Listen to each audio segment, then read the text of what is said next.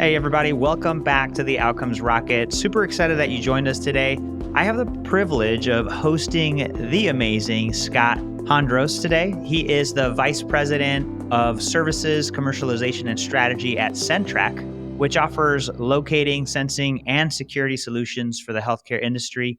CenTrak has helped more than 2,000 healthcare organizations around the world build safer, more efficient enterprise. So excited to have him here. Scott, thank you so much for joining us. Yeah, thank you for having me. I'm looking forward to our discussion today. Likewise. So, hey, before we dig in, we'd love to hear more about you. What is it that got you into healthcare? Yeah, so interestingly enough, I didn't come into healthcare with a long and lengthy background in the medical industry. So 12 years ago, my wife had a very complex pregnancy with our son, Hunter. And she was on bed rest in the hospital for approximately 3 months. And Wow. during that time, I would go there on the weekends and at night. And I really started saying, man, there's a lot of folks other than the doctors and the nurses that are making this place kind of operate and tick. And so you would see the cleaning crew from EVS, you would see the engineering folks, the biomed technicians, the IT individuals coming in and out of the room. Just, when you're somewhere for multiple months, you really get to appreciate all that goes into it. And so I walked away saying, man, this is a fascinating industry and one that I think I could really find myself having a career in. And so from there, I began kind of looking at opportunities in the healthcare sector. And here I am 12, 13 years later, talking to you. Amazing. And actually, before we hit record, you were sharing about your son and his ski racing. So he's doing well. Yeah. He just turned 12 this week. And so it's been a time of reflection, really looking back and saying, okay, wow, 12 years ago, I began in this industry in healthcare with a small startup company at the time. And so it really is fascinating. The time has flown by. The people I've met, the colleagues I've had the privilege of working with, and then the clients that, we've been able to serve has been truly an exciting and remarkable journey. So hopefully I could share a little bit about that today and share some of the road to that. I love that. Yeah, for sure. And so thank you for sharing that, Scott, and kudos to Hunter and Miss Hondros for going what they go through to give us the inspiration we need as leaders in this business. It's much necessary. So let's dig in. Let's dig into CenTrak. What does a company do to help the healthcare ecosystem? So CenTrak is a company, as you shared as we were getting going here, we kind of explained it as, indoor GPS or indoor locating. CenTrak is able to provide the software, the hardware, and the services, which makes us unique in the industry. And what we are really aiming to do is try and make staff more efficient so that they can deliver more timely and better patient care, or take out manual processes by automating those with different technology and software that we offer. And so it really is not about being IT focused or one little use case. What CenTrak does is really touch on all of those touch points that a patient or a clinician experiences as they go through their care or go through their daily work. And that can be from managing the assets that move around the facility and understanding where those are in real time, to taking away the need for a nurse to go and manually document temperatures. And so we are able to automate all of those processes and really try and make the clinicians and the other ancillary staff more efficient. That's great. Yeah, efficiency is the game here with all the burnout and understaffed facilities that are dealing with the stress. If you had to capture the best way that really separates you guys, you do things differently, what would you say that is? Yeah, so hospitals, even if you don't work in them, on a regular basis like we do, when you go in there, there's lots of rooms and corridors and, I say nooks and crannies, a lot of places for things to go. And so what CenTrak was able to do years ago was develop a technology that was able to get very precise room level locating and what we call clinical grade locating. And it is so important in the healthcare industry that we know what room a particular patient or staff member is in. And a lot of what we do integrates with the electronic medical records. And so if I'm able to say, that Daniel is in exam room 1 versus a multitude of exam rooms, that accuracy is something that CenTrak has really built our foundation on and our technology on. So the room level locating is something that we integrate into as many of our use cases as possible. That's interesting. So that seems to be the cornerstone. And it sounds like it could apply to patients, clinicians, even devices. Absolutely. It's always balancing the investment and the infrastructure to get you to that right level of granularity. And so in an operating room setting, we want as much granularity as possible. And in an exam room setting, an outpatient setting, that granularity is great. However, maybe in a basement area that's more operational, we may not have as much granularity and maybe just have the location sensors in the hallways and the core areas where equipment might be stored. And so it's having the knowledge of how things and people move around the medical center and figuring out how that granularity needs to be applied, realizing that there's a financial component to this that always must be in the back of our minds so that we can get the right balance, but also have the right granularity in the end, because it really is trying to find a needle in a haystack. And with this technology, we are able to really get you right to the room where that particular asset or patient or staff member may be.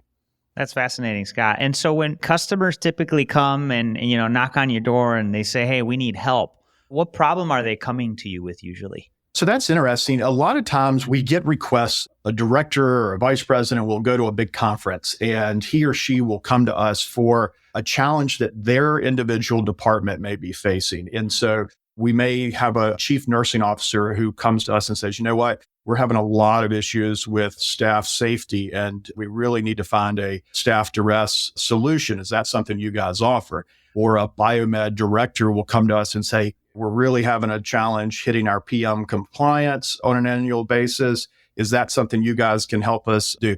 And so what we end up having is these conversations that really allow us to understand, are there more pain points and challenges that this technology can solve? Because that's really what it's all about. If you are able to solve the nurse safety issue for the CNO, and you're able to solve the biomed challenge, and you're able to do this and this, all with the same technology, then the value prop and the ROI is much easier to achieve. And so we go in and really try and work with those individual department leaders to develop and document, what their challenges are and what we think we can actually do from a predicted standpoint to improve upon that. And we put it all together in a very professional business model-like package and deliver that back to the executive team at the organization to then say, "You know what, this really does make sense from a financial standpoint and a needs standpoint."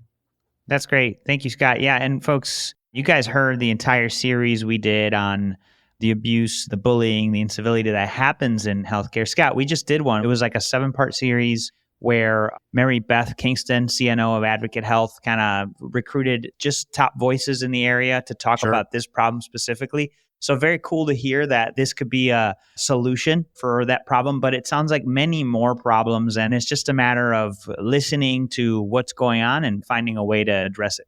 It absolutely is. And we staff our team and my colleagues are former clinicians and former hospital administrators. And so when you mentioned something about staff safety, we have a colleague of mine, Mary Jagum, who is the president of the Emergency Nurses Association, feels very passionate about nurse safety. And so we try and bring that expertise. If we're talking about hand hygiene and infection control, we have some former epidemiologists on our team. And so we really try and bring those peers to the conversation so that we are having a very transparent dialogue that allows us to really help them. Because, in the end, being able to solve their challenges long-term is good for the organization, and it's good for us as a business to have that long-term relationship.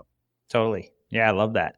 And so if you had to point to any particular setbacks, we oftentimes as business leaders learn more from those than the wins.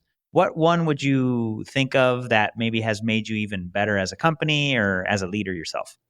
I think being aware that the industry and technology is changing. As I mentioned earlier, CenTrak founded a technology based on infrared light and room level locating many, many years ago. And it was very successful and still is very successful for our company.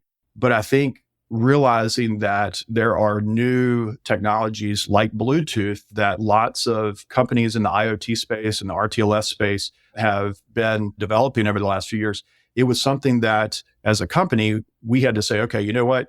There are new technologies that will allow us to be as precise as what we kind of built our organization on, but allow us to continue to innovate. And so I really think not being stagnant in what got you to a point of success, but continuously innovating has always been something that I've been very passionate about. And CenTrak is certainly invest a lot in that continued innovation. So we're excited about some of the things that we have coming down the line, both on a software and a hardware standpoint, based on that innovation so that we can be talking 10 years from now about what we've done today. So I would say continuous innovation is something in any industry, any leader should constantly be looking to develop.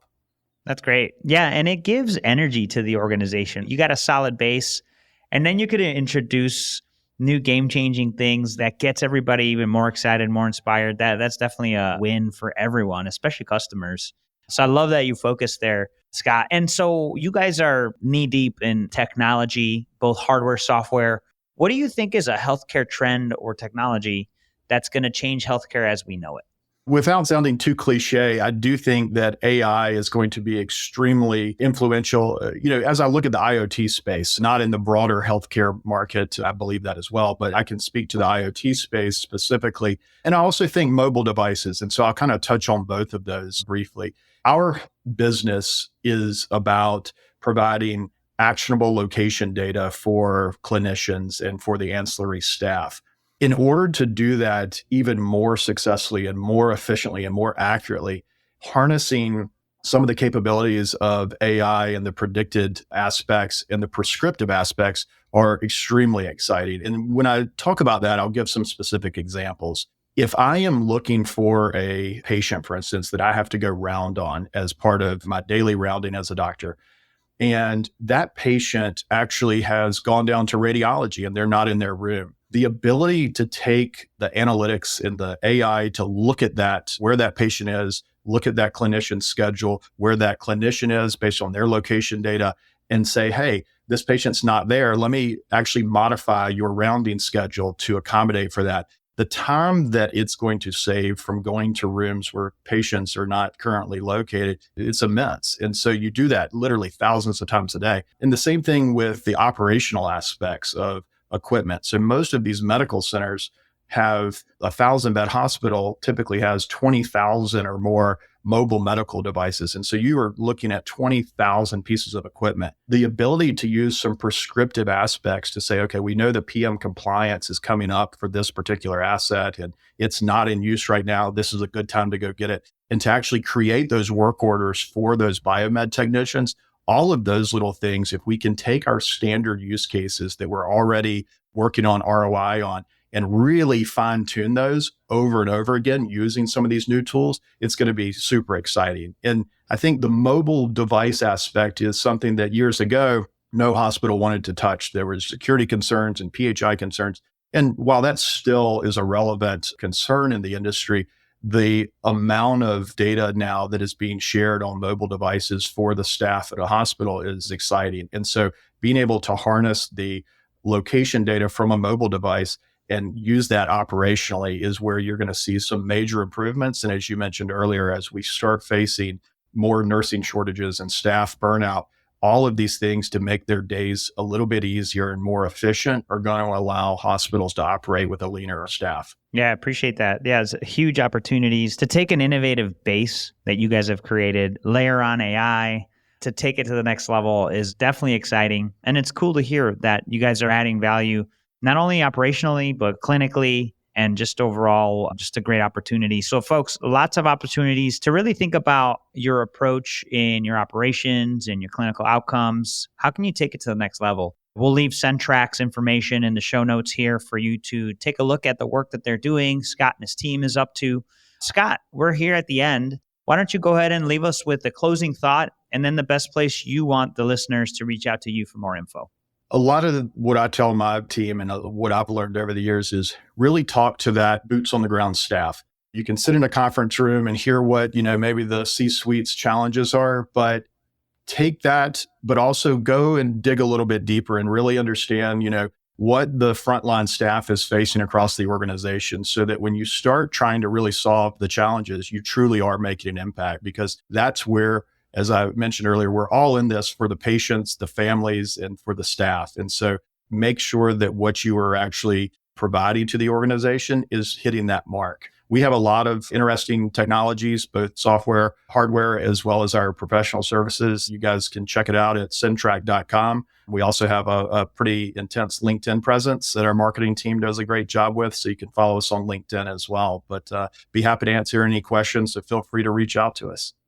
Amazing, Scott. Folks, take up Scott on his offer to learn more. We'll link up everything from their LinkedIn channel to the company that he just shared, CenTrak.com. Scott, appreciate you jumping on with us and for everything you do. Yeah, absolutely. Thank you for having me. This was a lot of fun.